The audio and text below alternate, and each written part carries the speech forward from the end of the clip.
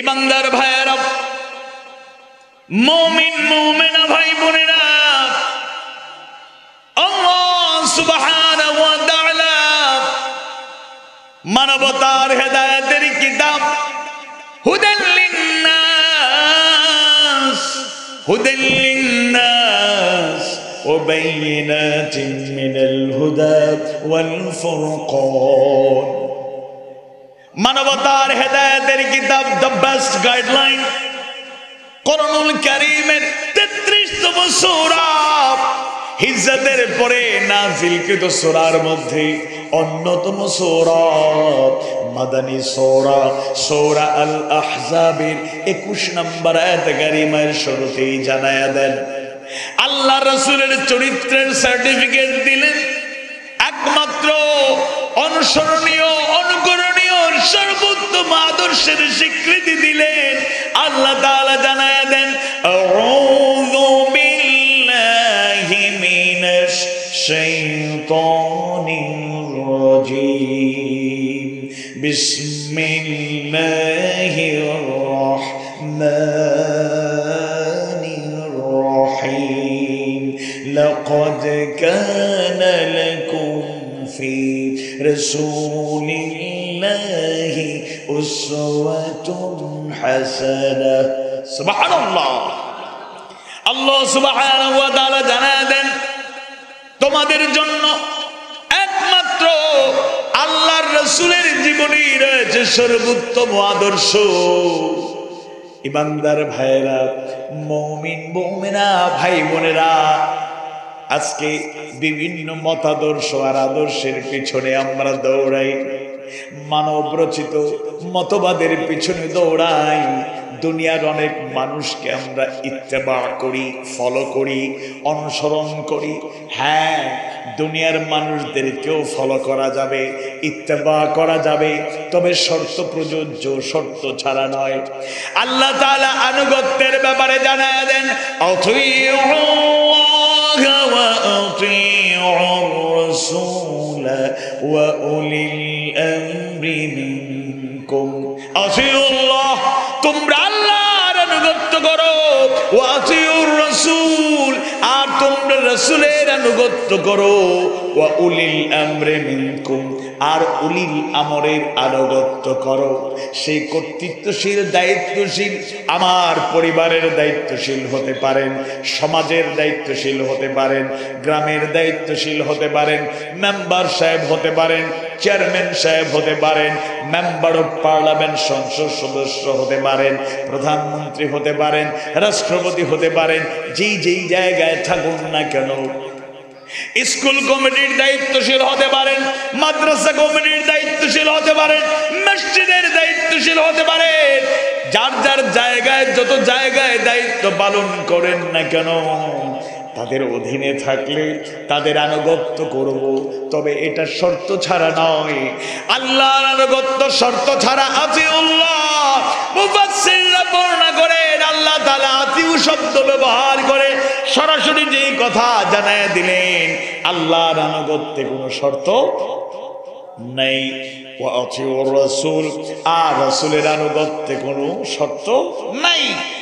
তবে ওয়া আতিউলিল আমরি মিনকুম বলেন নাই, এর মানে হলো শর্ত আছে। মুফাসসিররা বলেন, যদি অন্য কারো আনুগত্য করতে হয়, ইত্তেবা করতে হয়, কাউকে ফলো করতে হয়, তাহলে আল্লাহ তার রাসূলের নীতি আদেশ নিষেধকে ফলো করেই আমাদের অনুসরণ করতে হবে। আওয়াজ বাড়িয়ে বলুন ঠিক কিনা? আর যদি একটা জীবন আদর্শকে আমরা গ্রহণ করতে চাই, যেই জীবন আদর্শের ব্যাপারে কোনো প্রশ্ন নাই, যেই জীবনের আদর্শের ব্যাপারে কোনো আপত্তি নাই, অমুসলিমরা পর্যন্ত, বড় বড় দার্শনিকরা পর্যন্ত, পণ্ডিতরা, জ্ঞানী গুণীরা পর্যন্ত গবেষণা করতে গিয়ে আল্লাহর রাসূলকে স্বীকৃতি দিয়েছেন, তার প্রশংসা করেছেন। সুবহানাল্লাহ। জগৎ বিখ্যাত দার্শনিক, তার গ্রন্থের মধ্যে শ্রেষ্ঠ গ্রন্থ, একটা গ্রন্থ তিনি অনেক বছর গবেষণা করে, রিসার্চ করে, পৃথিবীর ইতিহাসের 100 জন বেস্ট পার্সনদেরকে তিনি বাছাই করেছেন, 100 জন লোককে তালিকা করেছেন, এরা হলেন পৃথিবীর ইতিহাসের শ্রেষ্ঠ মহান ব্যক্তিত্ব Michael H heart. Michael H heart তার 100 গ্রন্থ রচনা করতে গিয়ে গবেষণা রিসার্চ করে করে 100 জন লোকের নাম বাছাই করেছেন। তন্মধ্যে র্যাঙ্কিং নাম্বার 1, 1 নম্বরে যার নাম তিনি রেখেছেন অতুলনীয়, অসাধারণ, তার সাথে কারো তুলনা নাই, তিনি বিশ্বনবী সৈয়দুল মুরসালিন মুহাম্মদুর রাসূলুল্লাহ সাল্লাল্লাহু আলাইহি ওয়াসাল্লাম। মাইকেল এইচ হার্ট কি মুসলমান ছিলেন? আওয়াজ বাড়ি, মুসলমান ছিলেন? কারণ তার অতি মানবীয় গুণাবলী, অতুলনীয়, অসাধারণ এমন কিছু যোগ্যতা আল্লাহ সুবহানাহু ওয়া তাআলা তার মাঝে দিয়েছিলেন। তাকে চোখ বন্ধ করে অমুসলিমরাও যদি ফলো করে, ইত্তেবা করে, আনুগত্য করে, মেনে নেয়, তাহলে ওই তার জায়গায় তার ধর্ম পালন করতে গিয়ে কিংবা নীতি অবলম্বন করতে গিয়ে শান্তি ছড়িয়ে পড়বে, অশান্তি আসবে না। তবে একটা কথা সত্য, কারো কারো মাঝে এই ভুল ধারণা আছে, আল্লাহর রাসূল যেহেতু নবী ছিলেন, রাসূল ছিলেন, সুতরাং নবুয়তি জিন্দেগি শুরু হওয়ার পরে তিনি মনে হয় আমাদের আদর্শ। এটা ভুল একটা ধারণা। বরং নবুয়ত পাওয়ার আগে এবং পরে, জন্মের পর থেকে ইন্তেকাল পর্যন্ত 63 ইয়ার্স, 63 বছরের গোটা জিন্দেগি আমাদের জন্য উসওয়ায়ে হাসানা। সুবহানাল্লাহ।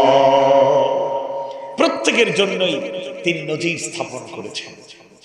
আল্লাহ রাসূল যেই জামানায় আসলেন, ওই যুগকে বলা হয় আইয়ামে জাহিলিয়া, দ্য এজ অফ ইগনোরেন্স, অজ্ঞতার যুগ, বর্বরতার যুগ। মানুষের মধ্যে চরিত্র বলতে কিছু ছিল না, আদর্শ বলতে কিছু ছিল না, নীতি নৈতিকতা বলতে কিছু ছিল না। আউস আর খাজরাজ দুইটা গোত্রের নাম আপনারা আমরা জানি, যারা এত জঘন্য ছিল, কারণে অকারণে, বড় কারণে ছোট কারণে বছরের পর বছর যুদ্ধ বিগ্রহ করত, মারামারি কাটাকাটিতে অভ্যস্ত ছিল। তাদের আচরণ দেখলে মনে হয়, আচরণ এগুলো স্টাডি করতে গেলে মনে হয় তাদের স্লোগান ছিল মাইট ইজ রাইট, জোর যার মূল্য তার। মা বোনেরা মনোযোগ দিয়ে শুনুন,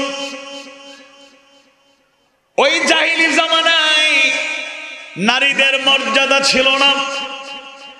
তাফসীর ইবনে কাসীর, তাফসীর কুরতুবীর বর্ণনায় পাওয়া যায়, আরবের কিছু কিছু গোত্রের বৈশিষ্ট্য ছিল, তাদের বংশে, তাদের পরিবারে যদি কন্যা সন্তানের জন্ম হতো, তারা লজ্জায় পড়ে যেত।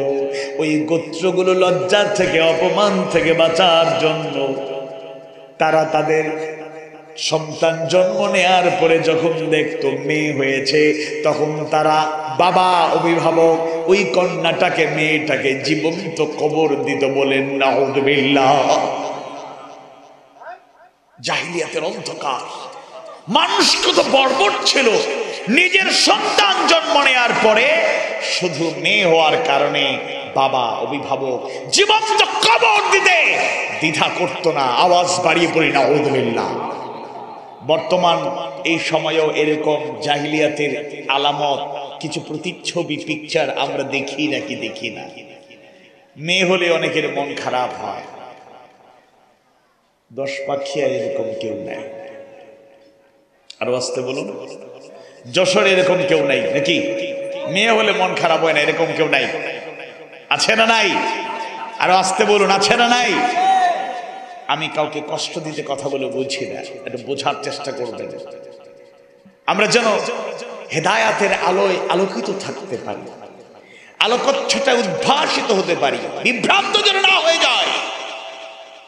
জাহিলি জামানায় যে অন্ধকার ছিল, ইগনোরেন্স ছিল, আজকের সমাজেও সেই চিত্র খুঁজে পাওয়া যায়। আজকের জামানায়ও আমাদের মুমিন মুমিনাদের মধ্যে এরকম আচরণ, বিশেষ করে মুমিনদের মধ্যে এরকম আচরণ পাওয়া যায়। মুমিনা বলতে এরকম শ্বশুর শাশুড়ি আছেন, মনে করুন পার্শ্ববর্তী গ্রামে ছেলেকে বিয়ে করিয়েছেন, পার্শ্ববর্তী গ্রাম থেকে 10 পাখিয়া মেয়েটাকে নিয়ে এসেছেন। প্রথম সন্তান মেয়ে, আলহামদুলিল্লাহ বলবেন না? আপনার খুব মন খারাপ। দ্বিতীয় সন্তান, সেও মেয়ে। তৃতীয় সন্তানও মেয়ে। এবার বলা বলি শুরু হয়। শ্বশুর শাশুড়ি পাশের বাড়ি আরে মুরব্বী বান্ধবী এসেছেন। বান্ধবী কি বলবো, ছেলেটার কপাল বড়ই খারাপ। কি হয়েছে? এই তো পাশের গ্রাম থেকে আমার ছেলের জন্য একটা মেয়ে নিয়ে আসছিলাম। মেয়ে যে কি কপাল পোড়া, আমার ছেলেটা কপাল পোড়াচ্ছে। কি হয়েছে আসল কথা বলেন না। এই যে প্রথমটাও মেয়ে, দ্বিতীয়টাও মেয়ে, তৃতীয়টাও মেয়ে। নাউজুবিল্লাহ বলবেন না। উনি কিন্তু নিজেও একজন মহিলা, মেয়ে। এরকম চিন্তা চেতনা আমাদের মধ্যে আছে না নাই? অনেক পুরুষ আছেন ভাইরা, মনে কষ্ট নিবেন না। মাসনা সুলাসা ওয়া রুবা, দ্বিতীয় তৃতীয় চতুর্থ আমল পর্যন্ত করতে চান এক আশা, সেটা হচ্ছে ছেলে পাওয়ার জন্য। বারবার মেয়ে হয়, নতুন বিয়ে করে আবার মেয়ে, আরেকটা বিয়ে করে আবার মেয়ে। নাউজুবিল্লাহ বলেন। এবার আওয়াজ বাড়িয়ে বলুন তো, আমাদের খালেক সৃষ্টিকর্তা একজন, তিনি কে? ছেলে দেয়ার মালিক কে? মেয়ে দেয়ার মালিক কে? সন্তান দেয়ার মালিক কে? সন্তান নাও দেয়ার মালিক কে? বিসমিল্লাহির রহমানির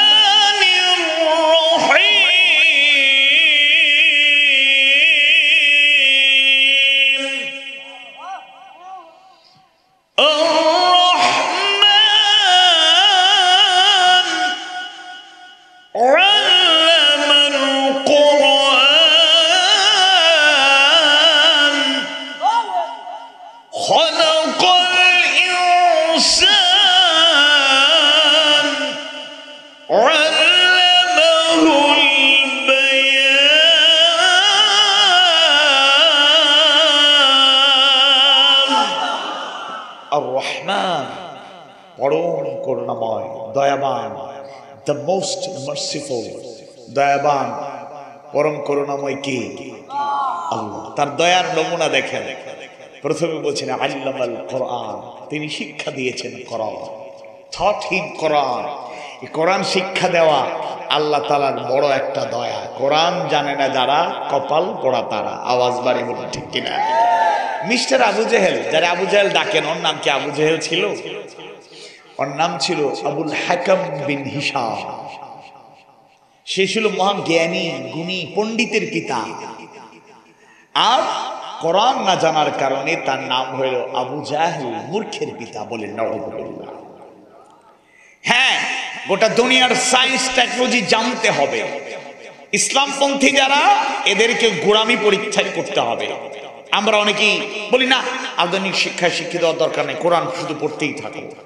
শুনুন, এক সময় আমাদের ওলামায়ে কেরাম আকাবির অনেকেই বলতেন ইংরেজি পড়া হারাম। এখন হালাল না হারাম? ভাষার কি দোষ? ইংরেজি ভাষা এটা তো আল্লাহরই সৃষ্টি। আমি যদি ইংল্যান্ডে আমার জন্ম হতো, আমেরিকায় জন্ম হতো, তাহলে জন্মগতভাবে বাই বোন আমি ইংলিশে কথা বলতাম।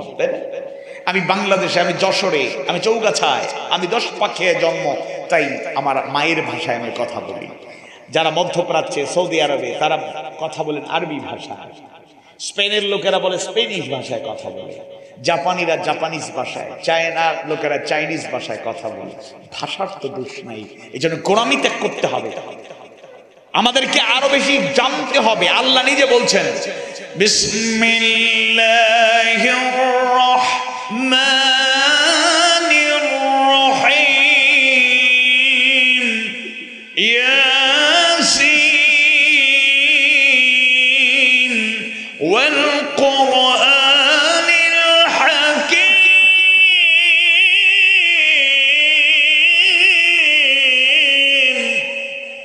ইয়াসিন ওয়াল কোরআনিল হাকীম, বিজ্ঞানময় কোরআনের শপথ। আল্লাহু আকবার। কোরআনে বিজ্ঞান আছে, আমরা জানি না, তাই বুঝি না, তাই ধারে কাছেও থাকি না। এর জন্য দুইটার মধ্যে চেক এন্ড ব্যালেন্স থাকতে হবে।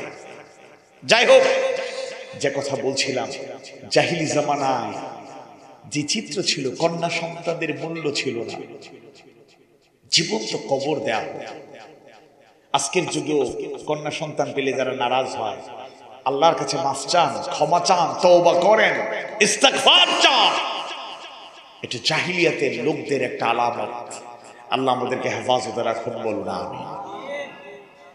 সূরা তাকবীরের 8 এবং 9 নম্বর আয়াত কারিমায় আল্লাহ সুবহানাহু ওয়া তাআলা জানায় দেন, ওয়া ইযাল মাউউদাতু সুইলাত বিআইয়ি যামবিন কুতিলাত। আর যখন ওই জীবন্ত কবরস্থ কন্যাগুলোকে প্রশ্ন করা হবে, জিজ্ঞেস করা হবে কি কারণে তোমাদেরকে এরকম কবর দেয়া হয়েছে, হত্যা করা হয়েছে। স্বাভাবিকভাবে আমার ব্রেন বলে, আমার মন বলে, যাদেরকে কবর দেয়া হলো তাদেরকে তো এরকম প্রশ্ন করার কথা নয়। যারা কবর দিল, যারা খুনি, তাদেরকে প্রশ্ন করার কথা। তাফসিরে কুরতুবী, তাফসির ইবনে কাসিরের বর্ণনায় দুই আয়াতের ব্যাখ্যায় পাওয়া যায়, মূলত আল্লাহ সুবহানাহু ওয়া তাআলা ওই জাহেল বাবা, অভিভাবক যারা কন্যাগুলোকে জীবন্ত কবর দিল, এত নিকৃষ্ট কাজ করলো, তাদের উপর নারাজ থাকবেন, গোসা করবেন, তাদের চেহারার দিকে তাকাবেন না, তাদের সাথে কথা বলবেন না। নাউযুবিল্লাহ।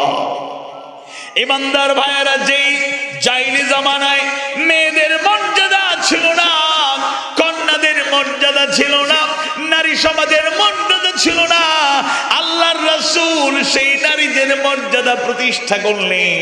আল্লাহর আয়াতে কারিমাগুলো, হেদায়েতের বাণীগুলো এবং আল্লাহর রাসূল কথার মাধ্যমে, আমলের মাধ্যমে, সম্মতির মাধ্যমে বাস্তব নজির স্থাপন করে গিয়েছেন। সুবহানাল্লাহ।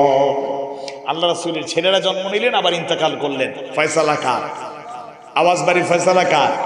মেয়েরা জীবিত ছিলেন। আল্লাহ রাসূল কি নারাজ হয়েছেন? বরং মেয়েদেরকে এত ভালোবাসা দিয়েছেন, এত মহব্বত করেছেন। এগুলো উদাহরণগুলো, হাদিসের বর্ণনাগুলো পেলে আমাদের ঈমান বেড়ে যায়। সুবহানাল্লাহ। আপনারা বলবেন, হুজুর আপনি বলছেন আপনার মনে হয় মেয়ে নাই। আমার তো দুইটা মেয়ে, এবং দ্বিতীয় মেয়ে হওয়ার পরে আমার এক আত্মীয় আমাকে ফোন দিয়ে বললেন, কি অবস্থা, মনে কি কষ্ট আছে, দুঃখ? আমি কেন? এই যে মেয়ের পর আবার মেয়ে হলো, তোমার ছেলে হলো না। আমি বলছি, ছেলে দেয়ার মেয়ে দেয়ার মালিক কে বলেন তো? আল্লাহ। আমার আল্লাহ আমাকে মেয়ে দিয়েছেন, আমি এতে বেশি খুশি। সুবহানাল্লাহ। আলহামদুলিল্লাহ আলা কুল্লি হাল। ঈমান যদি থাকে, জাহিলি লোকের মতো জাহিলিয়াত আমার মধ্যে থাকবে না। ছেলে হোক, মেয়ে হোক, সন্তান হোক কিংবা না হোক। অনেকে আছে সন্তান নাই, 5 বছর 7 বছর যেতে না দিতে স্ত্রীকে তালাক পর্যন্ত দেয়। নাউযুবিল্লাহ। সিলেট শহরে এক বৃদ্ধ আর এক বৃদ্ধা দিনের পথের অগ্রসৈনিক, অধ্যাপক একজন মানুষ, আমার পরম শ্রদ্ধেয় একজন গার্ডিয়ান, অভিভাবক। তার কাছ থেকে ইসলামের পথে চলার অনুপ্রেরণা পেয়েছি, দৃষ্টি আকর্ষণ পেয়েছি, গাইডলাইন এখনো পাই। বাবার মতো আদর্শেও মমতা পাই। এতটা বছর থেকে দুজনই বৃদ্ধ বৃদ্ধা, সন্তান নাই, বিয়ে করারও চিন্তা করেন নাই, বুড়া বুড়ি দুইজন মিলে সুখের সংসার। সুবহানাল্লাহ। সিলেট শহরের মতো জায়গায় নিজস্ব জায়গা, বিশাল বাড়ি। বলেছেন আমাদের সন্তান নাই, সুতরাং এই জায়গাটা দিনের জন্য দিয়ে দিলাম। ছাত্রীরা যেন দিনের কাজ করতে পারে, তাদের জন্য একটা ফ্লোর, নারীরা যেন কাজ করতে পারে, তাদের জন্য একটা ফ্লোর। আর আমরা আপাতত থাকবো একটা ফ্লোর আমাদের জন্য। আর আমরা যখন ইন্তেকাল করব, আমি যদি আগে ইন্তেকাল করি, আমার স্ত্রী তিনি বাড়ি চলে যাবেন। আর স্ত্রী যদি আগে ইন্তেকাল করেন, আমার হয়তো কতদিন থাকা লাগবে। এরপরে আমরা এই জায়গাটুকু ছেড়ে দেব। অর্থাৎ ঈমান কেমন মজবুত, কেমন আদর্শের উপর দীক্ষিত। এতটা বছর, মোরলেস 50 বছরের সাংসারিক জীবন, ছেলে নাই, মেয়ে নাই, এরপর একটা দিনের জন্য তাদের ঝগড়া হয়েছে, এমন খবরও আমাদের জানা নাই। সুবহানাল্লাহ। আল্লাহ রাসূল মেয়েদেরকে কত আদর করলেন, ভালোবাসলেন। ফাতিমা রাদিয়াল্লাহু আনহার প্রতি আল্লাহর রাসূলের এত দরদ ছিল, এত ভালোবাসা ছিল। বাবা হিসাবে আমরা অনুপ্রাণিত হই, উম্মতদেরকে তা গ্রহণ করা লাগবে। তবে পজিটিভ একটা কথা হলো, বাবাদের মেয়েদের প্রতি মায়া বেশি না কম? আওয়াজ বাড়ি, বেশি না কম? আলহামদুলিল্লাহ, এটা আল্লাহর খাস মেহেরবানি। এই যে নেগেটিভ কথাগুলো বলছি এটা হাতে গোনা, সবার মধ্যে কিন্তু এটা নাই। অধিকাংশ বাবারাই কিন্তু মেয়ের প্রতি বেশি ভালোবাসা আন্তরিকতা প্রদর্শন করে। তবে ছেলে মেয়ে উভয়ই সমান অধিকার রাখবে, তাদেরকেও আমরা ভালোবাসা দেব ইনশাআল্লাহ। তবে বাবাদের ন্যাচারাল হলো মেয়েদের প্রতি একটু টান বেশি থাকে। সুবহানাল্লাহ।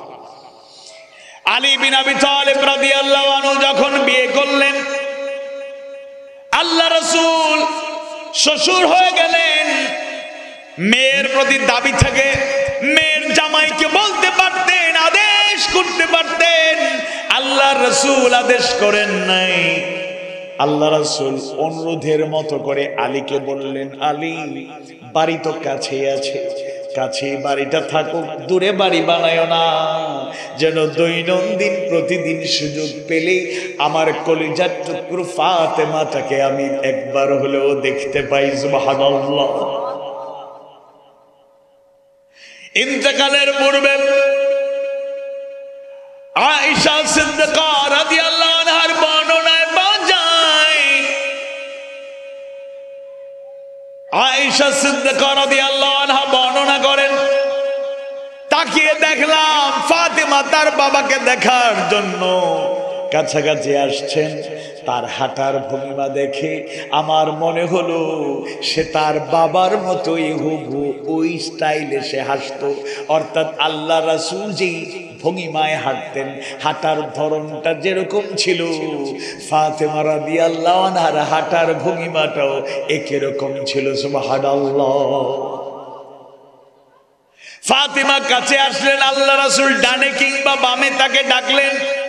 কাছাকাছি আল্লাহর রাসূল ফাতেমাকে আস্তে আস্তে কানে কানে কি যেন বললেন। ফাতেমা কান্নাকাটি শুরু করে দিলেন, কাঁদতে শুরু করলেন। আল্লাহ রাসূল আবার তাকে কাছে ডাকলেন, কানে কানে কি যেন বললেন। কান্না থেমে গেল, চোখের পানি মুছে নিলেন, চেহারার মধ্যে হাসি ফুটে উঠলো। আল্লাহ রাসূল ইন্তেকালের পরে আয়েশা ফাতেমাকে জিজ্ঞেস করলেন, হে ফাতেমা, ইন্তেকালের আগে বাবা মেয়ের এমন কি কথাবার্তা হয়েছিল? প্রথম কথার সাথে সাথে তুমি কান্না করলে, আবার দ্বিতীয় যখন তোমাকে আল্লাহ রাসূল তোমার আব্বা জান যখন তোমাকে কি বললেন জানি না, জানতে চাই। কান্না থেমে গেল, সাথে সাথে হাসতে শুরু করেছে। সুবহানাল্লাহ। তিনি নীরব থাকলেন, উত্তর দিতে চাইলেন না, সাথে সাথে জবাব দিতে চাইলেন না। অনেক দিন পরে ফাতিমার সাথে আয়েশার দেখা হয়ে গেল। এবার আয়েশা ভালো করে জানতে চাইলেন, আজ জানতেই হবে আল্লাহ রাসূলের ইন্তেকালের আগে বাবা মেয়ের কি কথাবার্তা হয়েছে। সুবহানাল্লাহ।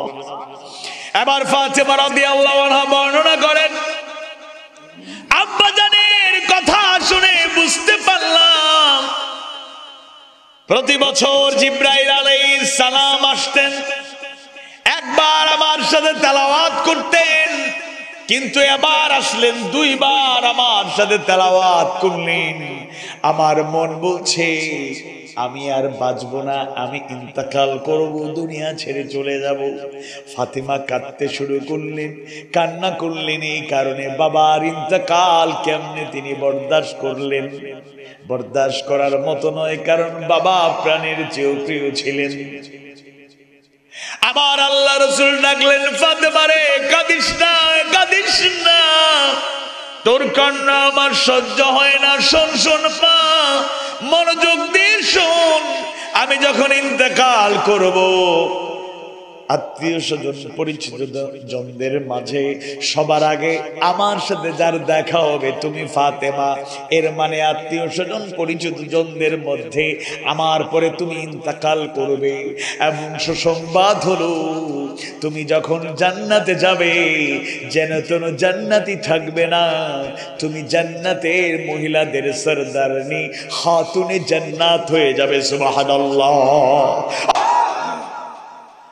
রাসূলের মেয়ে হিসাবে ফাতিমার তো মর্যাদা এরকম নয়, বরং ফাতিমা রাদিয়াল্লাহু আনহা তার ঈমান, তার আমল, তার আখলাক, তার সাধনা, তার চেষ্টা, তার প্রচেষ্টা, আল্লাহর গোলামি, রাসূলের আনুগত্য থেকে শুরু করে দিনের চর্চা এমন ভাবে তিনি করেছেন, এমন ভাবে তিনি করেছেন, তাই আল্লাহ তাআলা তার মর্যাদা বাড়ায়া দিলেন।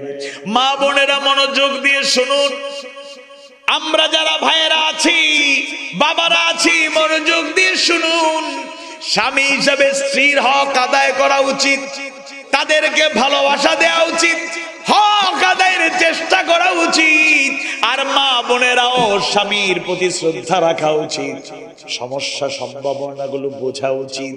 দেখুন আল্লাহ রাসূল নিয়মিত আলী এবং ফাতেমাকে দেখতে যেতেন, বিশেষ করে ফাতেমাকে দেখতে যেতেন। একদিন ফাতেমা রাদিয়াল্লাহু আনহা জানেন আব্বাজান চলে আসতে পারেন, নামাজে দাঁড়িয়েছেন, এবার তিনি দাঁড়িয়ে নামাজ পড়লেন না, বসে বসে পড়ছেন। আল্লাহ রাসূল অপেক্ষা করলেন, ফাতেমা রাদিয়াল্লাহু আনহার নামাজ শেষ হয়ে গেল। এবার তিনি ফাতেমাকে আল্লাহ রাসূল জিজ্ঞেস করলেন, কারণ তিনি খুশি হন নাই। বললেন, ফাতেমা তুমি কি অসুস্থ নাকি দুর্বল নাকি? বলেন, আব্বাজান আমি তো দুর্বল নই, অসুস্থ নই। কেন তুমি বসে বসে নামাজ পড়লা? কারণ ছাড়া কেন নামাজ পড়লা বসে বসে? উত্তর দিতে চান নাই। একদিকে আব্বা, অন্যদিকে বিশ্ব নবী সাইয়্যিদুল মুরসালিন মুহাম্মদুর রাসূলুল্লাহ সাল্লাল্লাহু আলাইহি সাল্লাম আর লুকিয়ে রাখলেন না। আবার তিনি বললেন, আব্বাজান এই সময়ে প্রায় আপনি আসেন, আমিও নামাজে দাঁড়াবো, হঠাৎ চিন্তা আসলো আপনি সালাতে আদায়রত অবস্থায় চলে আসতে পারেন। আমার যেই কাপড়টা আমি পরেছি, কাপড়টা পুরাতন হয়ে গিয়েছে, ছিঁড়ে গিয়েছে, একাধিক জায়গায় সেলাই করা, ছেঁড়া কাপড়, আমার নতুন কোনো জামা নাই, নতুন কোনো কাপড় নাই। আমি চিন্তা করলাম দাঁড়িয়ে সালাত আদায় করতে গিয়ে আপনি যদি আমাকে দেখতে পান ছেঁড়া কাপড় পরে আমি সালাত আদায় করছি, আমার স্বামী আলী বিন আবি তালেবের প্রতি আপনি মন খারাপ করতে পারেন। তাই স্বামীর যেন লজ্জা না হয়, আমার স্বামী যেন আপনার কাছে লজ্জা না পান, এজন্য আমি এটাকে আড়াল করার জন্যই বসে বসে নামাজ আদায় করেছি। সুবহানাল্লাহ। বোনেরা একটু ভাবুন, একটা তরুণ ছাত্র জীবন শেষ হয়েছে মাত্র, অথবা নতুন একটা চাকরি নিয়েছে মাত্র, একটা ব্যবসা শুরু করেছে মাত্র, একটা কাজ শুরু করেছে মাত্র, যার যার জায়গায় রুজি বড় কম, একটু সবর করলে, ধৈর্য ধরলে রিজিকের মালিক কে? আওয়াজ বাড়ি বলুন, রিজিকের মালিক কে? রিজিকের মালিক হচ্ছেন আল্লাহ, রিজিকের মালিক হচ্ছেন আল্লাহ সুবহানাহু ওয়া তাআলা, আল্লাহ সুবহানাহু ওয়া তাআলা। এইজন্য আমি আপনাদের প্র্যাকটিক্যাল একটা কথা বলতে চাই, তাড়াহুড়া করবেন না। অনেক বোনেরা তাড়াহুড়া করে, তাড়াহুড়া করে, আর পাশের ভাবিরা আছে না, ওরা আরো মারাত্মক, এসে লাগাইয়া দেয়। ভাবি দেখুন তো, আপনার ভাই আজকে আমার জন্য এই স্বর্ণের ব্রেসলেটটা নিয়ে আসে। আমার চুরি টুরি পড়তে ভালো লাগে না, আধুনিক জমানা ব্রেসলেট পড়তে ভালো লাগে। আমি বলছিলাম গত মাসে, এই আমার একটা ব্রেসলেট পছন্দ হয়েছে, দাম কত? না বেশি না, 55,000 টাকা। আচ্ছা যাও, আগামী মাসে বেতন পাইয়া দিয়ে দেবো।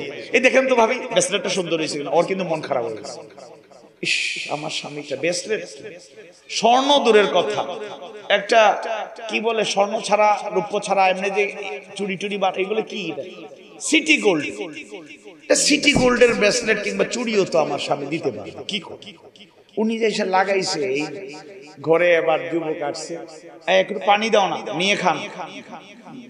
বাচ্চা গরম করে দিবা না, ঠান্ডা আছে খায় না। রাতে ঘুমাইবার সময় দিলে তাকায়, ঘুমায় আসে, এই কথা কও না, না আজকে কথা বলুন না, কি হয়েছে বলো না। একটু অন্তরঙ্গ হওয়ার পরে বলতেছে, আপনি কি করলেন আমার জন্য, আমার লাইফ। এই পাশের বাড়ি ভাবি কয়দিন পরে পরে এসে দেখায়, উনি আর আপনি তো একই সমানে চাকরি করেন, কিন্তু আপনি তো আমার কিছু মহব্বত করেন না ওইরকম। আবার ওই ভাই ভাবির যেই মহব্বত করে, কি করছে, এই তো ব্রেসলেট দেখাইলো, এর আগে ওইটা দেখাইলো, ওইটা দেখাইলো, আছে না নাই? ইমানদার ভাইয়েরা, মুমিন মুমিনা ভাই বোনেরা,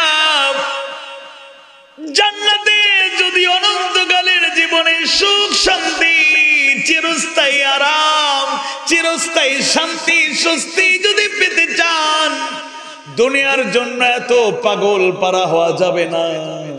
হ্যাঁ, দুনিয়াতেও আমরা অভাব চাই না, দুনিয়াতে ইচ্ছে করে আমরা অনটন চাই না, ইচ্ছে করে আমরা বিপদ মুসিবত চাই না। আল্লাহ রাসূল নিষেধ করেছে, আল্লাহ সুবহানাহু ওয়া তাআলা দোয়া শিক্ষা দিয়েছেন, রব্বানা আতিনা ফিদ দুনিয়া হাসানাহ ওয়া ফিল আখিরাতি হাসানাহ ওয়া কিনা আযাবান নার। সুবহানাল্লাহ।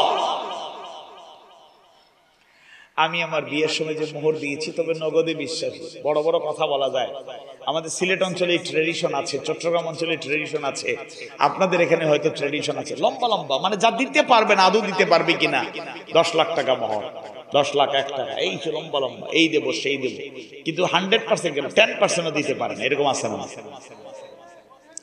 তা আমি আমার নিজের বিয়ের সময়, যেহেতু আমি আলেম, আসলে আলিম নই, মুফাসসির, দাঈ ইলাল্লাহ হওয়ার যোগ্যতা তো অনেক দূরের ব্যাপার, প্র্যাকটিক্যাল কথা বলছি যাতে আপনাদের উৎসাহের কারণ হয়। তো আমি একজন তালেবে ইলম, যেহেতু কোরআনের পথে চলি, দ্বীনের কথা বলি, তা আমাদের মধ্যেই যদি আমল না থাকে, তাইলে লোকেরা কেমনে আমল করবে?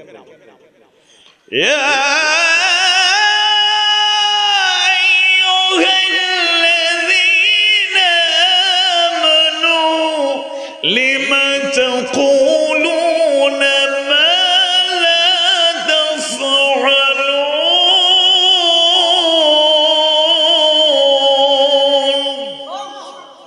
জাইলি জামানায় মেয়েরা অবৈধ ছিল, আল্লাহ রাসূল তার কর্মে, আমলে, ফি'লি ওয়া আমালি ফাতেমা এবং তার মেয়েদের সাথে উত্তম আচরণ করে তাদের মর্যাদা বাড়াইয়া দিলেন।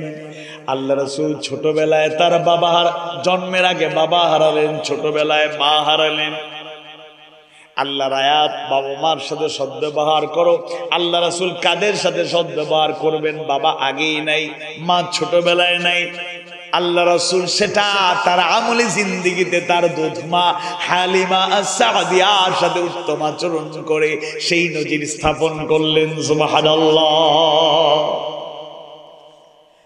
হযরত আবু তুফাইল রাদিয়াল্লাহু আনহুর বর্ণনায় পাওয়া যায়, একদিন আল্লাহর রাসূল, আমরা সাথে ছিলাম, তিনি গোশত বন্টন করছেন।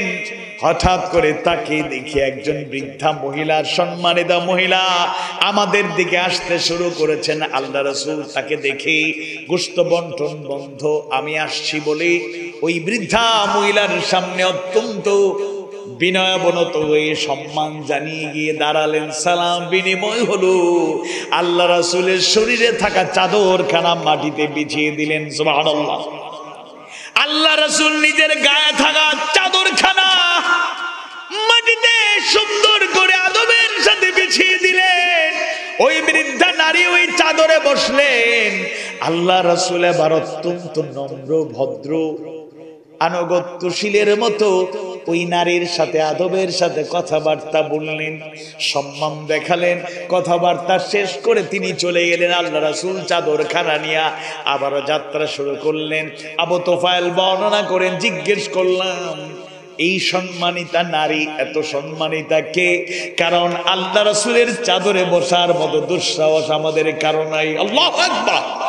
ওই সম্মানিতা মহিষী নারীকে, যার জন্য আল্লাহর রাসূল এত বিনয় প্রকাশ করলেন, নিজের শরীরের চাদরখানা বিছিয়ে দিলেন, তিনিও বসলেন। এত আদবের সাথে আল্লাহ রাসূল কথাবার্তা বললেন।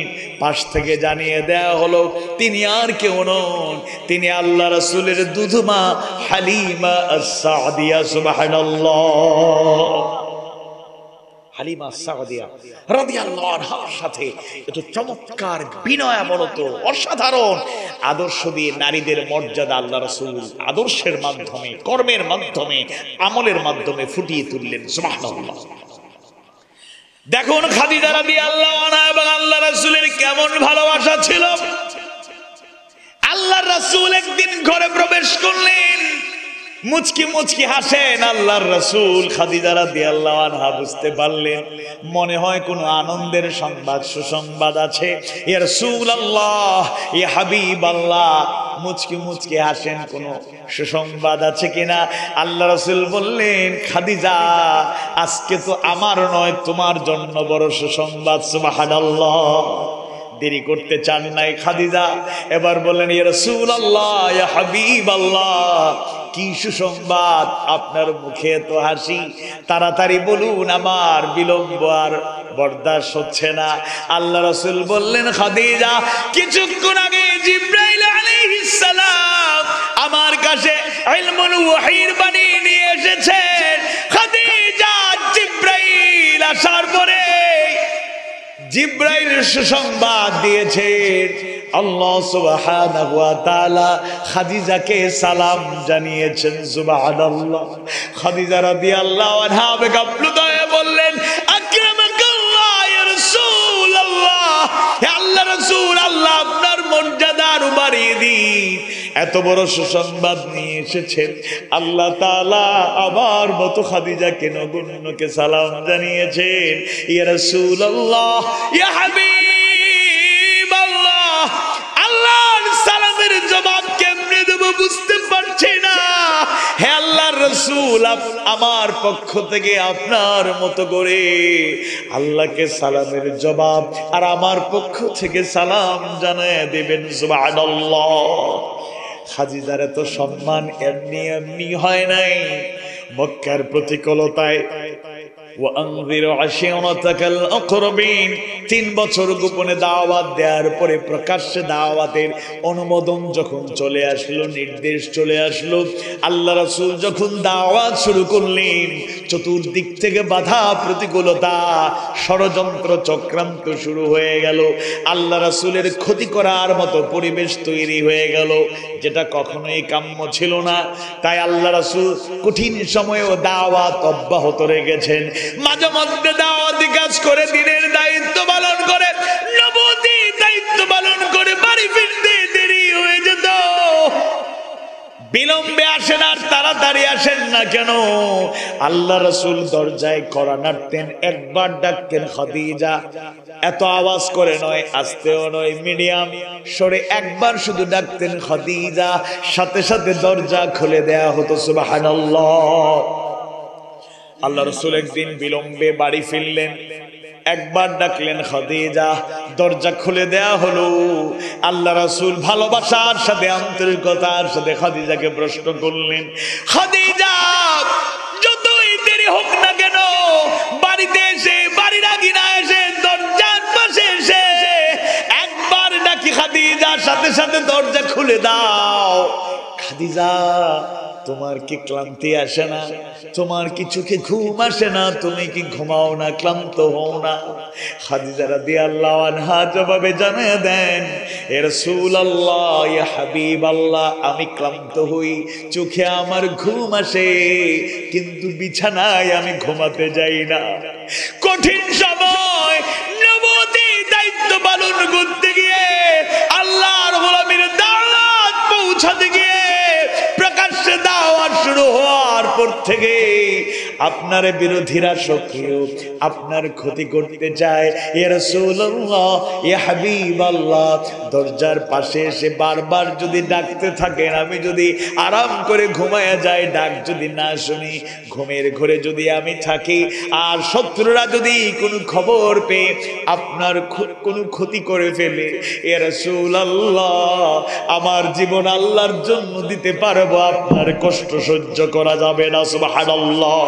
ইয়া রাসূলুল্লাহ, ইয়া হাবিবাল্লাহ, আমি ক্লান্ত হই, আমার চোখেও ঘুম আসে, কিন্তু আমি বিছানায় আরাম করে শুয়ে যাই না। আমার বেশি ক্লান্তি আসলে, ঘুম আসলে দরজায় হেলান দিয়া দাঁড়ায়া দাঁড়ায়া বিশ্রাম গ্রহণ করি। একটা বার ডাকলেই তাই শুনে যাই, দরজা খুলে দেই। বলেন আল্লাহু আকবার।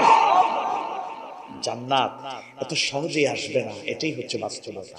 আমি একটা পয়েন্ট বলতে চাইলাম, নারীরা ছিল অবহেলিত, নারীদের মর্যাদা আল্লাহ বাড়িয়ে দিলেন, এবং বাড়িয়ে দিলেন বিশ্বনবী মুহাম্মদ রাসূলুল্লাহ সাল্লাল্লাহু আলাইহি ওয়াসাল্লাম। আপনারা নারীদেরকে মর্যাদা দিবেন, আপনারা নারীদেরকে অধিকার দিবেন।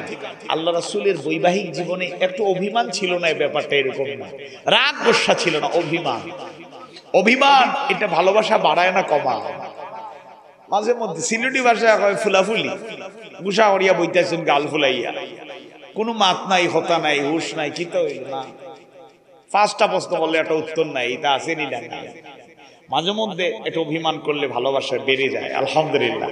তবে এমন অভিমান করবেন না ভুল বুঝাবুঝি তৈরি হয়। আল্লাহ বুঝার তৌফিক দিন, বলুন আমিন। স্বামী স্ত্রীর মহব্বত যত গভীর এবং নিবিড় থাকবে, ঘরটা একটা জান্নাতের টুকরো হবে। আর স্বামী এবং স্ত্রী যারা বাবা মা হয়ে গিয়েছেন, শুনুন, এই সন্তানগুলোকে যদি মানুষের মতো মানুষ বানাতে চান, ঠিকঠাক মতো গড়ে তুলতে চান, আপনারা ঝগড়াঝাটি করলে ভাই বোন মিললে এরাও ঝগড়াঝাটি করবে। এরকম ঘর পাওয়া যায়, গেছি আমরা বেড়াইতে, দেখা যায় 2 বাচ্চা চিৎকার চেঁচামেচি শোনা যায়। কি ব্যাপার? তারা একজন আরেকজনের চুলে ধরে টানাটানি করতেছে, আছে না নাই? কি ব্যাপার, কি অবস্থা? আমি মজা করে একদিন আমার ছাত্র দুষ্টামি করে 6-7টারে ডাকছি, এদিকে আসো। আচ্ছা বলো তো দেখি, তোমার আব্বা গরম না আম্মা গরম? গরম মানে কার রাগ বেশি? আর এই 6-7 জনের মধ্যে 2-1 জন ছাড়া অধিকাংশই বললো আম্মার রাগ বেশি। মানে বুঝতে পারতেছে, হোম মিনিস্টার গরম। হোম মিনিস্টার, আমি মজা করে স্ত্রীদেরকে বলি হোম মিনিস্টার। কি মিনিস্টার? ও স্বরাষ্ট্রমন্ত্রী না, এটা হচ্ছে আমার ঘরের মন্ত্রী। পাওয়ার কোন জায়গায় দেখা যাবে এখান থেকে ওইখানে পাওয়ার বেশি। আজকের মাহফিল অনেকে চুপচাপ বসে আছে, এমনি না, হোম মিনিস্টার গরম। মাগরিবের পরে বলতেছে খাওয়া দাওয়া করলে কইরা নেন, মাহফিলে চলে যাবে, এসার পরে আর কোনো রান্না বন্ধ, দরজা বন্ধ, রাতে আর খাবার নাই। পারলে আশেপাশে ওই বাজারে হাটে কিছু খাইয়ে এটা দিয়ে শান্তিতে থাকেন, ফজরে পরে দেখা যাবে, আছে না? আমি 15 সালে নরসিংদীতে আসলাম, এখন আমার আমি চাচ্ছিলাম এসার পরে একটু পরে খাই। না হুজুর এখনই খায় নিতে হবে। আমি কি জোর জবরদস্তি করতেছেন, একটু নাস্তা করুন। না হুজুর খায় নেন, মা বোনের সবাই চলে যাবে তো বইলা প্যান্ডেল, আর খাইতে পারবেন না। হুজুর সহ থ্রেট, খাইলে এখনই খেয়ালন, আর যদি পরে ঠান্ডা খাইতে পারেন টেবিলে রেখে যাচ্ছে। আমরা ওয়াজ শুনবো, আমার ওয়াজ শোনার জন্য আমার থ্রেট। সুবহানাল্লাহ বলেন। এই জন্য অনেকে নড়াচড়া করতেছে না, কিছু আছে উঠতেছে, বসতেছে, নড়তেছে, আর কিছু আছে কোনো নড়াচড়া নাই। কারণ ওই দিক দিয়ে খবর আছে, খবর রাস্তা যদি দেখা যায় সন্দেহ লাগে, ফোন দিয়া, ফোন ধরবে না। যদি ফোন ধরে আপনি কই, মাহফিলে তো মনে হচ্ছে না, বাজারে চলে গেছেন না, কিছু টান পড়ছে মনে হয়। আলহামদুলিল্লাহ, আল্লাহ আমাদের ঘরগুলোকে এক একটা জান্নাতের টুকরা বানিয়ে দাও, বলেন আমিন। আওয়াজ বাড়িয়ে বলুন আমিন। জাইলি জামানায় এমন একটা সিচুয়েশন ছিল, লোকেরা মিথ্যা ছাড়া সত্য বলতে পারত না। উল্লেখযোগ্য অধিকাংশ লোকেরাই মিথ্যা কথা বলতো, মিথ্যার সাথে তাদের বসবাস ছিল। কিন্তু আল্লাহ রাসূল ছোট্টবেলা থেকে, জন্মের পর থেকে 40 বছর পর্যন্ত নবুয়ত পাওয়ার আগেও জাইলি জামানায় সেই অজ্ঞতার নিকষ কালো আধারে ডুবে থাকা মানুষগুলো আল্লাহ রাসূলের জবান থেকে একটা দিনের জন্য মিথ্যা কথা শোনে নাই। তাই আরবের জাহিল লোকগুলো এক বাক্যে এসে জানায় দিল, মুহাম্মদ আপনি শুধু মুহাম্মদ নন, আপনি as-সাদিক, আপনি সত্যবাদী। সুবহানাল্লাহ।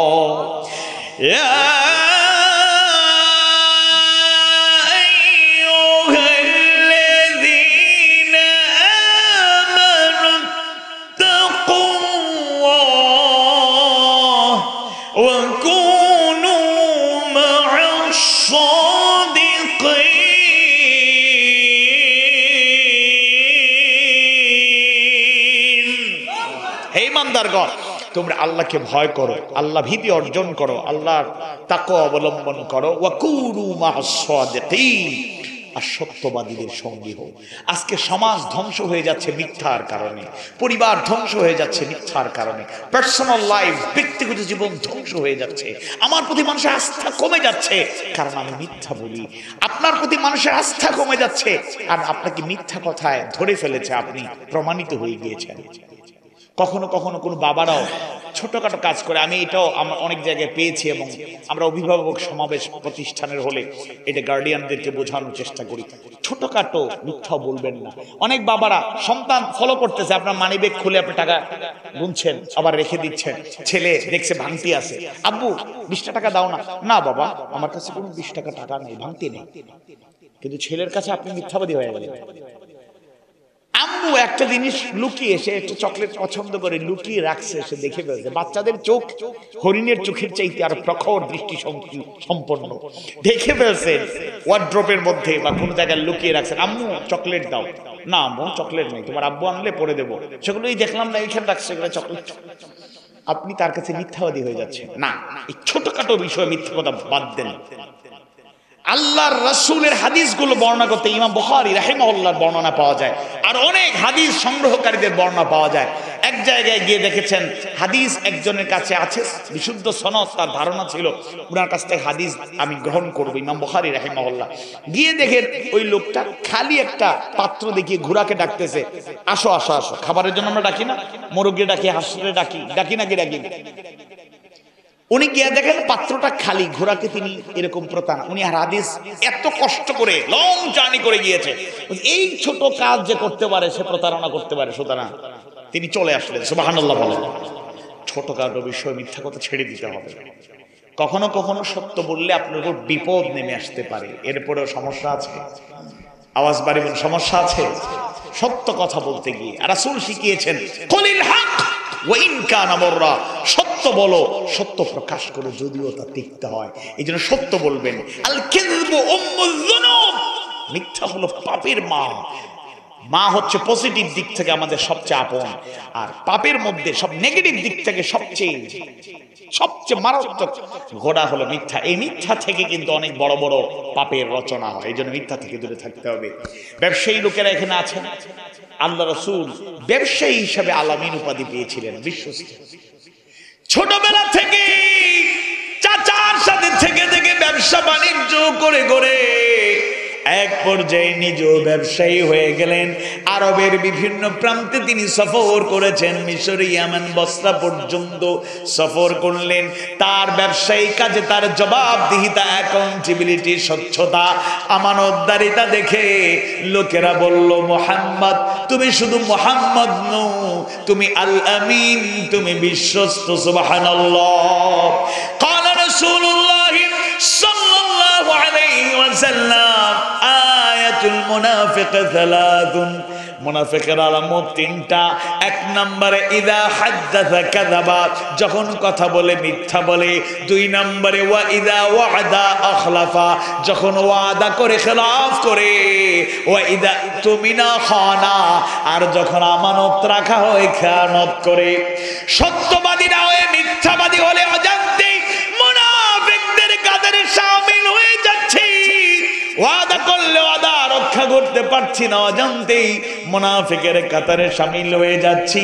আমানত রাখলে আমানতের খেয়ানত করি, অজান্তেই মুনাফিকের কাতারে শামিল হয়ে যাচ্ছি।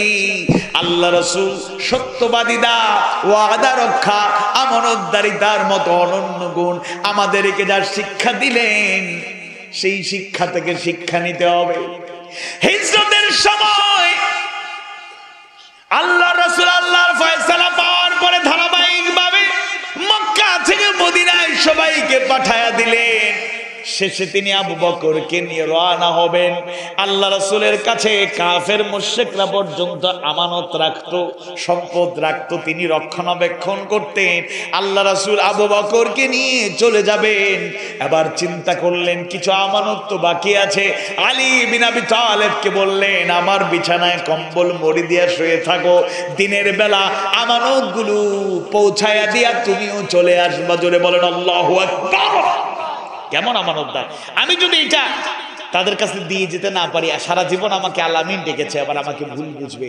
তাই আলীকে দায়িত্ব দিলেন। যদি আলীর দায়িত্ব পালনটা ঝুঁকিপূর্ণ ছিল, আলীর ইমানটা কেমন ছিল, আল্লাহ রাসূলের বিছানায় কম্বল মুড়ি দিয়ে শুয়ে থাকার কারণে কাফের মুশরিকরা মেরে ফেলতে পারতো না। আলী একবার বলেন নাই, ইয়া রাসূলুল্লাহ, আল্লাহ রাসূল মনে করে আমাকে কেটে ফেলতে পারে, মেরে ফেলতে পারে, আপনি বিপদে ফেলায় যায়েন না। আলী একবারও বলেন নাই। বলেন আল্লাহু আকবার। এটাই ইমানদার। আমরা তো সামান্য আবহাওয়া খারাপ হইলেই রাস্তা বদলাই, পেছনের দরজা দিয়ে পালানোর চেষ্টা করি। আলী বিন আবি তালেব কঠিন সময়ে জানেন আল্লাহর রাসূল মনে করে আলীকে কম্বল মুড়ি দিয়ে থাকা অবস্থায় তরবারির আঘাতে দ্বিখণ্ডিত করতে পারে, কিন্তু ঈমান ছিল মজবুত। সাহাবীদের ঈমান ছিল এমন মজবুত, সামি'না ওয়া আতা'না, আল্লাহ বলেছেন, রাসূল বলেছেন, সাথে সাথে সামি'না, শুনলাম, আতা'না, আনুগত্য করলাম। জীবনের ঝুঁকি নিয়ে আলী বিন আবি তালেব দায়িত্ব পালন করলেন, আমানত পৌঁছে দেওয়ার সেই দায়িত্ব গ্রহণ করলেন। এক মুহূর্তের জন্য আল্লাহর ভয় ছাড়া অন্য কোন ভয় তার অন্তরে লালিত হয় নাই। বলেন আল্লাহু আকবার। আল্লাহ রাসূলের আমানতদারিতা। সর্বশেষে আমি এই পয়েন্টটা বলে শেষ করতে চাই। আল্লাহ রাসূল নবুয়ত পাওয়ার পরে ঘটনা তো সব সময় আমরা শুনি, আল্লাহ রাসূল নবুয়ত পাওয়ার পরে প্রতিটা ক্ষেত্রেই উসওয়ায়ে হাসানা, সুবহানাল্লাহ বলেন। আমাদের মধ্যে কিছু লোক আছে সুবিধাবাদ জিন্দাবাদ, কদু খাওয়া সুন্নাত। হুজুর হাদিসে আছে, কোন হাদিসে কোন কিতাবে কত নম্বর হাদিস জানলে বড় ভালো লাগতো, আমল তো করি, কদু খাওয়া সুন্নাত। মিষ্টি জাতীয় খাবার খাওয়া সুন্নাত। আজকে যশোর শহরে আসার পরে দিনই দুইজন ভাই ওরা বললো একটু আমাকে রিসিভ করলেন, আমাদের নাইম ভাই এবং রাকিব ভাই, দুজন ভাই ছাত্র জীবনে ওরা ভালো দিনের পথেই চলে, কর্মজীবন শুরু হয়েছে, বললো একটু বিরতি দিই, চা বিরতি। তো আমরা যশোর এইখানে ধর্মতলায় এখানে পাশাপাশি একই দোকানে দুই জিনিস পাইনি। সিলেটের মানুষ তো চা না খাইলে ভালো লাগে না।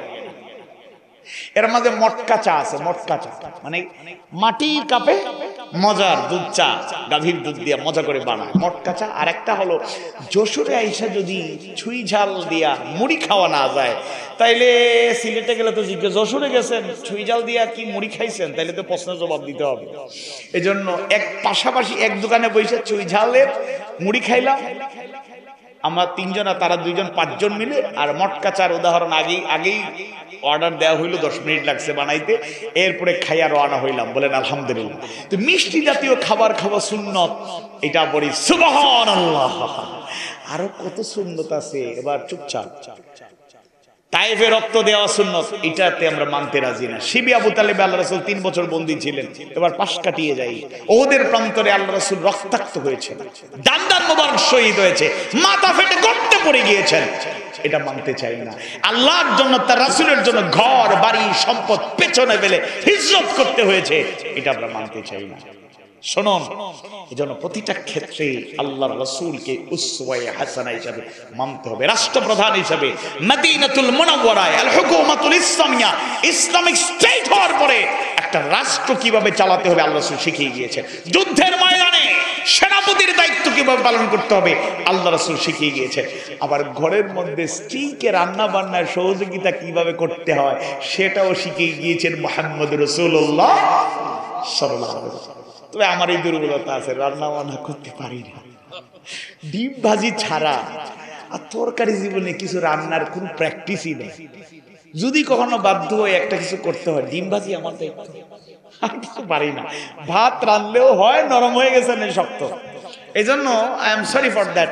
এই জন্য দুঃখিত। আমি স্ত্রীকে বলি তোমার আর কি সহযোগিতা লাগে আমার বইল, আসলে সুন্নত তো আপনি বলে। আমি এই ব্যাপারে বেশি ওয়াজ করি না, কারণ আমি তো পারি না রান্না বান্না, তো আমি পারি না। ঢাকার একজন আমাদের বড় ভাই, উনি দেখলাম একটা ভিডিও যে উনি রান্না বান্না করছেন, ভিডিও আলেমদেরকে উৎসাহ দিতে গিয়ে দেখেন ঘরের কাজে আমরা সহযোগিতা করছি, রান্না বান্না করছি। আরেকদিন উনি ঘর মুছে দিচ্ছেন এরকম, আর ফ্লোর পরিষ্কার করছেন, এটার ভিডিও দিয়েছেন। তো আমি বললাম ভাই এগুলো আমি পারি না। জানি করতে করতে শরীর গতর একেবারে অবস্থা খারাপ। বাসায় গিয়া যদি আবার যেমন একটানা 13 দিনের সফর পরে 15 তারিখ একটা মাহফিলের জন্য যাবো, শুধু বরিকান্দি ফাজিল মাদ্রাসা, দক্ষিণ সমাজ সিলেট একটা মাহফিল, এরপরে আবার রাজবাড়ি, এরপরে নোয়াখালী, এই যে জার্নি। এখন একদিনের জন্য যাবো, রাতে হয়তো কোনো মতো থাকবো, ফজরের আগেই রেডি, ফজরের নামাজের সাথে সাথে রওনা। এখন এই সময় গিয়া রান্না বান্না করা তো কঠিন। হ্যাঁ, মাহফিলের পরে অন্য সময় যেটা আছে, আমি একটা কাজ করি যে তুমি ঘর সামলাও, আমি বাহির সামলে, বাজার হাট তো আমার করতে হয়। মাঝে মাঝে রান্না বান্না কষ্ট হইলে কি কষ্ট হচ্ছে, কষ্ট তো হইব না, আপনি তো পাশেও তা হয় না, আমি পাশে থাকি না। বাজার করলো কে? বাজার করা যে কত কষ্টের কাজ। মাঝে মধ্যে বাজার নিয়ে ঢুকলে ইচ্ছা করে একটু অভিনয় করি, ইস এত কষ্ট রে বাজার করা, যে কে যে এটা আবিষ্কার করলো, এই মজা করে বলি তুমি একটু বাজার করো না, এটা আমার কাজ নাকি? এটা তো আপনার কাজ, তাহলে তুমিও রান্না বান্না করো, এটা তোমার কাজ। যাই, এরপরে যতটুকু সহযোগিতা করা যায় আমরা করবো ইনশাল্লাহ। শেষ কথা বলতে চাই, আল্লাহ রাসূলের জীবনকে বেশি বেশি করে পড়বেন। হ্যাঁ, আমরা কোরআনের অনেক ব্যাখ্যা বিশ্লেষণ বুঝি না, পড়ার চেষ্টা করবো। হাদিস সুন্নাহ পড়ো, হাদিসের অনেকগুলো আপনি পড়লে, এগুলো অনুবাদ পড়লে বুঝতে পারবেন। সবচেয়ে সহজে আল্লাহ রাসূল জীবন জান সিরাত গ্রন্থগুলো পড়ে, আর রাহিকুল মাখতুম, সিরাত ইবনে হিশাম, এরকম বিখ্যাত বই কিতাব আছে, এগুলো আপনারা পড়বেন, মা বোনেরাও পড়বেন। তাহলে দেখবেন আপনার যারা পড়তে পারেন না, মাঝে মধ্যে মা বোনেরা তো এই যে আজকে এরা বসছেন, এই মাহফিলটা আমার ভালো লাগছে, কোনো সাউন্ড পাওয়া যায় নাই, কিন্তু আর কয়েকদিন আগে আর একটা মাহফিলে গেছি, মহিলাদের আওয়াজ শোনা যায়। আমি মাইকে বলছি, মা বোনেরা যদি ভালো লাগে বসে শোনেন, আর ভালো না লাগলে আস্তে আস্তে বাড়ি পর্যন্ত চলে বাড়িতে গিয়ে শোনেন, কথাবার্তা বলেন। কিন্তু এখানে মাহফিলের পরিবেশ নষ্ট করা যাবে? তো এইখানে আলহামদুলিল্লাহ এই 10 পাখিয়ার মা বোনেরা অনেক নম্রতার সাথে সুন্দর সহযোগিতা করেছেন, জাযাকুমুল্লাহ খায়রান। আসুন কোরআনের আলোকে আমরা জীবনকে সাজাই। আল্লাহ রাসূল সাল্লাল্লাহু আলাইহি ওয়াসাল্লামের জীবন হচ্ছে প্র্যাকটিক্যাল নমুনা, কিভাবে কোরআন মানতে হবে, কিভাবে আল্লাহর গোলামি করতে হবে। কারণ আয়েশার বর্ণনায় রাসূলের চরিত্র কেমন ছিল তিনি বলেছেন, কানা খুলুকুল কোরআন, তার চরিত্র ছিল গোটা কোরআনুল কারীম। সুবহানাল্লাহ। কথাবার্তায় ভুল হলে আল্লাহ তাআলা ক্ষমা করুন। শিক্ষণীয় যে কথাবার্তাগুলো এসেছে আল্লাহ তাআলা আমাদেরকে আমলে পরিণত করার তৌফিক দিন, আমিন। এই জনপদ 10 পাখিয়া গ্রামবাসীর উদ্যোগে আয়োজিত নবম তাফসীরুল কোরআন মাহফিলের সমাপনী লগ্নে আপনার শাহী দরবারে হাত তুলেছি আল্লাহ, মাহফিলটাকে শুরু থেকে শেষ পর্যন্ত কবুল আর মঞ্জুর করে নাও। মাহফিল বাস্তবায়নের জন্য এলাকা থেকে, এলাকার বাইরে থেকে, দেশ থেকে, প্রবাস থেকে যারা দোয়া করলেন, পরামর্শ দিলেন, টাকা পয়সা দিয়ে সহযোগিতা করলেন, প্রচন্ড শীতের মাঝে, ব্যস্ততার মাঝে যারা কষ্ট করে অংশগ্রহণ করলেন, হাজির থাকলেন, রব্বুল আলামিন সবার আন্তরিকতা, সহযোগিতা, অংশগ্রহণ কবুল আর মঞ্জুর করে নাও। কেউ জানি না, বলতে পারবো না আজকের এই মাহফিল কারো জীবনে শেষ মাহফিল কিনা, কেউ জানি না, বলতে পারবো না আজকের এই দোয়া কারো জীবনে শেষ দোয়া কিনা। গুনার বোঝা নিয়া, নাফরমানির বোঝা নিয়া মাহফিল পর্যন্ত হাজির হয়ে গেলাম, আপনার শাহী দরবারে হাত উত্তোলন করলাম। একই গুনার বোঝা নিয়ে যদি বাড়ি গন্তব্যে যাই, মাহফিলে আসা বসা বলা শোনা কোনো কাজে লাগল না। রব্বুল আলামিন আমরা স্বীকার করে নিচ্ছি, শয়তানের ওয়াসওয়াসায় পড়ে গুনাহ করেছি, নফসের ধোঁকায় পড়ে নাফরমানি করেছি। আল্লাহ,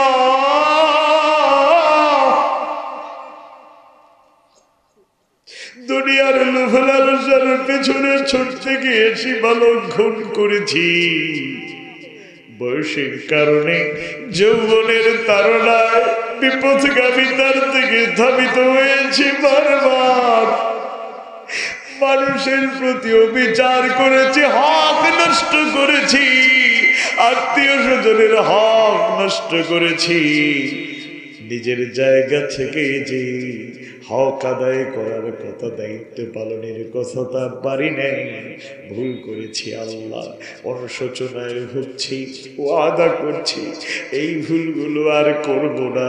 দয়া করে, মায়া করে জিন্দেগির সমস্ত গুনাহ খাতা মাফ করে দাও। রব্বানা ইন্নানা আমান্না ফাগফির লানা যুনুবানা وقنا عذاب النار ربنا ظلمنا أنفسنا وإن لم تغفر لنا وترحمنا لنكونن من الخاسرين ربنا لا تزغ قلوبنا بعد إذ هديتنا وهب لنا من لدنك رحمة إنك أنت الوهاب اللهم إني أسألك علما نافعا ورزقا طيبا وعملا متقبلا اللهم إني أعوذ بك من الشقاق والنفاق وسوء الأخلاق اللهم حاسبني حسابا يسيرا اللهم حاسبني হিসাবান ইয়াসীরা। আদম আলাইহিস সালাম থেকে শুরু করে আজ অবধি যত মুমিন মুমিনা কবরবাসী হয়েছে সবার প্রতি রহমত বর্ষণ করো আল্লাহ। দশপাখিয়া বৃহত্তর গ্রামে মাটির নিচে যারা কবরে শায়িত, আত্মীয় স্বজন, পাড়া প্রতিবেশী, উস্তাদ, শিক্ষক, বন্ধু বান্ধব, পরিচিত অপরিচিত যত মুমিন মুমিনা কবরে শায়িত আল্লাহ সবাইকে ক্ষমা করে দিয়া তাদের কবরগুলোকে জান্নাতের টুকরা বানাইয়া দাও রব্বুল আলামিন। দুইজন মহান ব্যক্তির কাছে আমরা বড় ঋণী। সারাটা জীবন যদি তাদের খিদমত করে যায়, দুনিয়ায় উপার্জিত হালাল সব উপার্জনের উল্লেখযোগ্য অধিকাংশ যদি তাদের জন্য ব্যয় করি, শরীরের চামড়া কেটে যদি তাদের পায়ের জন্য জুতা বানাইয়া দেই, এরপরও যাদের ঋণ শোধ করা যাবে না। পরম শ্রদ্ধাভাজন আম্মা জান আর জনম দুঃখিনী মা, মা, মা, মা, মা। বাবা মা উভয়জন কিংবা একজন যারা বেঁচে আছেন হায়াতে তাইয়্যিবা দান করো, সুস্থ রাখো, হেফাজতে রাখো। বাবা মায়ের খিদমত করার তৌফিক দাও। বেয়াদবি ভুল ভ্রান্তি যা হয়েছে মাফ করে দাও আল্লাহ। বাবা মা উভয়জন কিংবা একজন যারা কবরে শায়িত, সন্তান হিসাবে তাদের জন্য কিছুই করতে পারি নাই, রব্বুল আলামিন বাবা মায়েদেরকে জান্নাতুল ফিরদাউসের বাসিন্দা বানাও। ছোটবেলায় নিজেও বাবা হারিয়েছি, জীবনের বাঁকে বাঁকে বাবার শূন্যতা অনুভব করি, আজও করি। বিশেষ করে নিজে বাবা হওয়ার পরে সন্তানদের জন্য আলাদা যে আবেগ ভালোবাসা অন্তরে লালন করছি, মাঝে মাঝে মন বলে নিজের সন্তানের জন্য এত ভালোবাসা, না জানি বাবার অন্তরে কত ভালোবাসা ছিল। ঈদুল ফিতরের সেই স্মৃতিটা আজ আমাকে কাঁদায়। রমাদান শেষ, শাওয়ালের 1 তারিখ ঈদুল ফিতর, আগের রাতে, ঈদের আগের রাতে তারাবি তো শেষ, ঈদের চাঁদ দেখা গেল। বাবা রাতে বাজারে গেলেন, রাত 2টায় আমাদের জন্য ঈদের পোশাক নিয়ে আসলেন। আমার জামা পছন্দ হয় নাই, বারবার কেঁদেছি। বাবার কান্না, আমার কান্না আমার আব্বাজান সহ্য করেন নাই। রাত 2টার পরে বাজারে আবারও গেলেন, ফজরের আগে পছন্দের পোশাক নিয়ে বাড়ি ফিরলেন। রব্বুল আলামিন, বুঝছিলাম, ছোট ছিলাম, বুঝছিল না, নতুবা বাবাকে তো কষ্ট দিতাম না, বলতাম বাবা যান এবার আমাদের জন্য লাগবে না, আপনার জন্য আপনি কিছু কিনে নিন। আজ তো আত্মীয় স্বজন, পরিবারের সদস্য কতজনকে হাদিয়া দিতে পারি, কিন্তু যাকে হাদিয়া দিতে পারি না, একটা পাঞ্জাবি কিনে দেওয়ার সুযোগ নাই, যার জন্য কিছুই করতে পারলাম না। 6 ভাইয়ের মধ্যে আল্লাহ নগণ্য গোলামকে দাওয়াতে দিনের ময়দানে কবুল করেছেন। অন্যতম কারণ আমার মরহুম আব্বাজান যদিও একজন অ্যাডভোকেট ছিলেন, আইনজীবী ছিলেন, কিন্তু তিনি দিনের চর্চা করে এমন অবস্থায় ছিলেন তিনি ওয়াজ করতেন, তাফসীর করতেন, বয়ান করতেন। ছোটবেলায় 6 ভাইয়ের মধ্যে ইন্তেকালের পূর্বে 1 থেকে 2 বছর প্রায় সময় আমাকে হাত ধরে ধরে নিয়ে যেতে, বাবার চোখের পানি আর দোয়া। আজ যশোর পর্যন্ত আল্লাহর এই কোরআনের দাওয়াত দিয়ে এসেছি, সেই বাবা জানের ঋণ কেমনে শোধ করবো আল্লাহ? আমরা যারা আমাদের পরম শ্রদ্ধাভাজন আব্বা জানা হারিয়েছি, যার জন্য কিছুই করতে পারি নাই, রব্বুল আলামিন দোয়া কবুল করে নাও, সন্তানদের চোখের পানি কবুল করে নাও, বাবাদেরকে জান্নাতুল ফিরদাউসের বাসিন্দা বানাও। একটা অক্ষরে একটা নাম, কিন্তু দুনিয়ার সব মহব্বত, মায়া, মমতা, ভালোবাসা ওই নামে ঢেলে দিয়েছ আল্লাহ। দুনিয়ার মানুষদের মাঝে, পরিবারের সদস্য, আত্মীয় স্বজনদের মাঝে যার সাথে কারো তুলনা হয় না,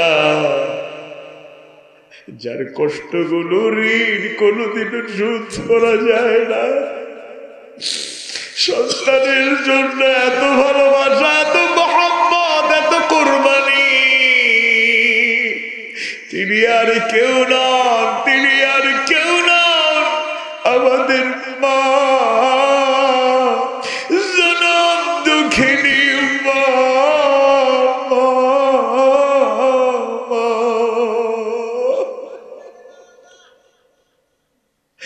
মায়ের গর্ভে লালিত পালিত হয়েছি, কত কষ্ট করেছেন জনম দুঃখিনী মা, বর্ণনা করে শেষ করা যাবে না।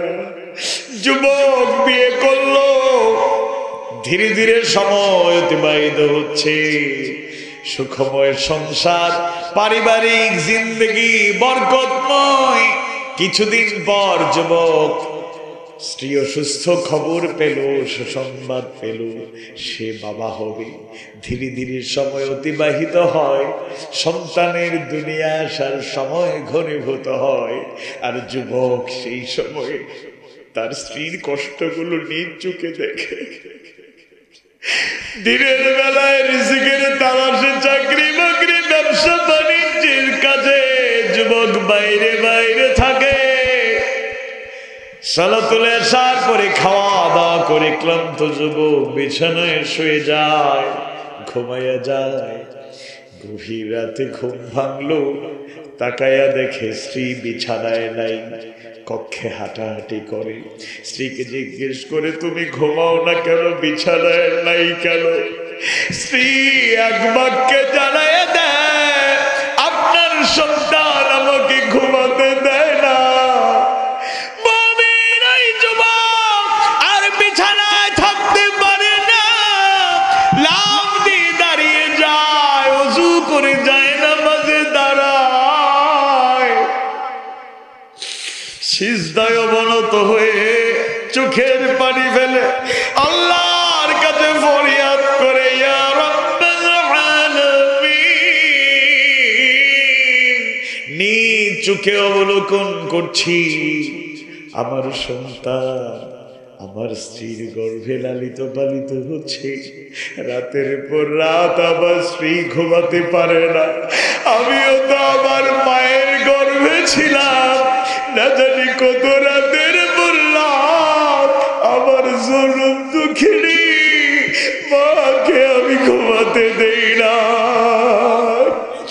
যেই দিন যেই সময় আমি দুনিয়ার আলো দেখলাম, আমরা দুনিয়ার আলো দেখলাম, ওই সময় প্রসব বেদনা শুরু হওয়ার পরে এই জমিনের উপরে আসমানের নিচে আমাদের মায়ের চাইতে অসহায় কেউ ছিল না। হাসপাতাল থেকে খবর পাওয়া যায়, ক্লিনিক থেকেও খবর